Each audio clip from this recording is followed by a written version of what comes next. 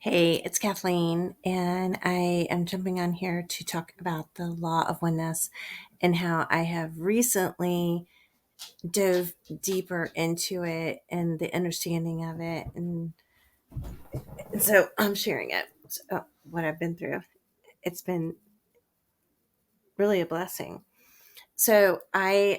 What spurred this on is I am in court with my ex after 13 years of being divorced, and he wants to not honor his part of an agreement but wants me to honor my part of an agreement. So took me into court, and I am presenting myself as a woman, and it is quite an experience to go through. But during all that, what happened is we'd been divorced for 13 years.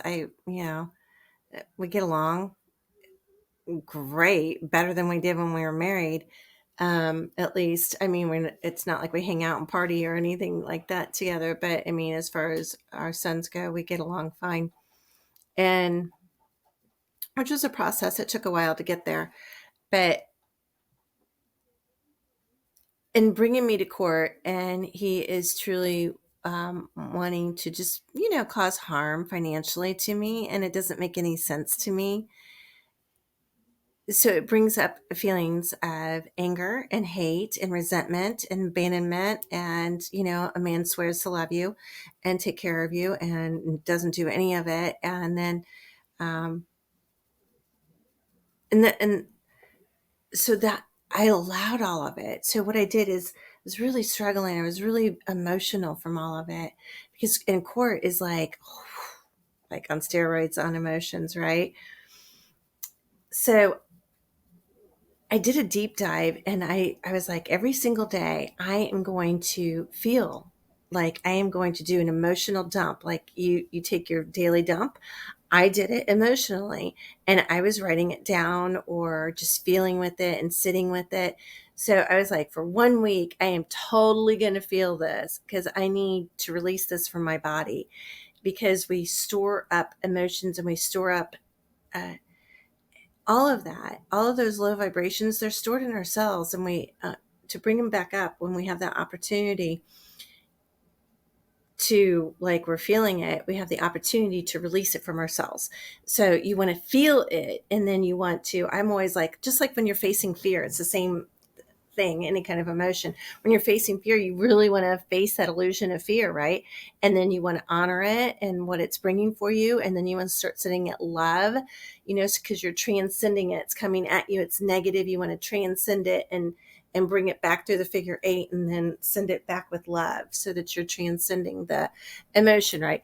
So I'm feeling all this. Like, I'm really feeling some anger. I'm feeling some hurt. I'm feeling pain. I'm just like, I'm feeling it. And so I sit in it every day. So the first day was, I don't know, 15, 20 minutes, and just like getting used to it. It's like a buildup, right? And then the next day is a little bit longer. And then I think it was day 4, I sat in the bathtub for, I think, an hour, and somehow the water never seemed to get cold. It's kind of pleasant. And water is a condiment. So it helps when you're processing things to be around water and water. So on that day, I was really starting to embrace the law of oneness with this.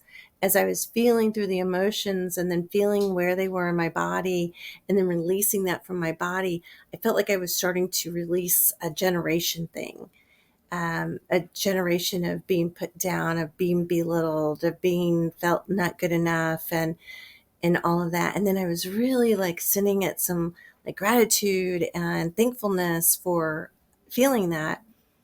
And then I start sending love to that. Like, this is really, truly beautiful that we're able to experience that, that we have the opportunity to do that. And, just embracing the love that anyone that is igniting that emotion in you is giving you the opportunity to see the opposite of that emotion. And only someone that you had loved in your life, or have some kind of an emotional attachment can truly ignite it to that level, right? And so that in itself is truly like a gift. And so on day 4, I was starting to realize that. So then on day 5, I'm in the shower and I'm really feeling it, and I'm crying, and I'm like getting through all the anger and the hate, the resentment, abandonment. I'm just like, let's feel it. Like, I have the tools to get out of it. Right. So it's not like you're going to get stuck in hate or whatever. And some people are like, oh, you shouldn't hate. That's such a low vibration. Those vibrations are going to be in you until you release them. So I don't know. You can try to hide them if you want. I suggest you just let the shit go. So that's what I'm doing. And so on this day, have you ever done a meditation where you're in a tunnel? Because I'm not doing a meditation. Like, my eyes are open and I'm in the shower, and this is what happens. But I've done meditations where I feel like I'm in a tunnel. When I go into tunnels, I like to look around, see all the things that are inside the tunnel. Sometimes I like to turn around in the tunnel when I'm in a meditation and like go back and forth. I don't know. I like to have fun. And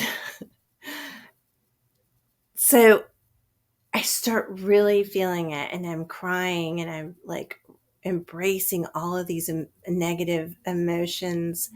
And then as I do my gratitude, as I move to gratitude, like I've felt them now, and now I'm moving to gratitude of what I've learned and understanding what it's taught me and who it's made me be and how that's made me be a better person. And with that comes compassion and love. And all of a sudden, it's like I'm in this tunnel, and I see one face after another of different people that maybe I hurt or maybe that hurt me. They're just all like coming at me like fast, and I'm feeling the emotions that were there at that moment, like whether I caused them harm or they caused me harm. Well, hurt butt ass feelings harm, which is inner work, right? I mean, it's harm, but it's harm because we perceive it that way and we choose to see it that way. Anyway, I'm feeling it. I mean, I'm feeling it like, it was profound. Like, all these faces, it was like going back generations or something. Like, I don't know how to explain it, but it was so incredible. And with each one was this feeling of love of all that I've learned from that, and feeling like the true oneness that is that. Like, each person that I was seeing or feeling or experiencing in an instant, I like embraced it and felt it, and like felt like, oh, there's so much love that, like, for us to truly transcend and feel it, the figure 8, you just really got to feel it and then send it the love and know everyone is connected. We're all a collective consciousness. And then I felt like by healing that inside of me, it helped release generations but of the collective consciousness, right? And then I was in like December, I can't remember the date. I don't know. Like, I get out of that shower and I'm just like feeling this like bliss of oneness, this incredible feeling of love at a deeper level that I've ever known before. And so that's my experience with law of oneness at a more higher level than I've ever experienced before that. And if there's more to come, and I'm sure there is, I look forward to that as well. Anyway, the moral of the story is, don't suppress your feelings, feel them, understand them, question them. I'm always questioning, like, why do I feel this? Where do I feel it? Like, do I feel it? Like, and I felt sometimes in my foot, and I was like, why? And that's a foundation for us, right? We stand on our feet. So if we can release that, it can move all the way up. So, know where you're feeling it in your body, know why you're feeling it, why it makes you feel that way. I ask myself questions when I'm feeling things like, is it true? What I'm feeling, is it true that someone wants to hurt me, or that whatever it is? I just ask myself a lot of questions. So hopefully that kind of helps, and let me know what you think if you have any questions or anything. All right.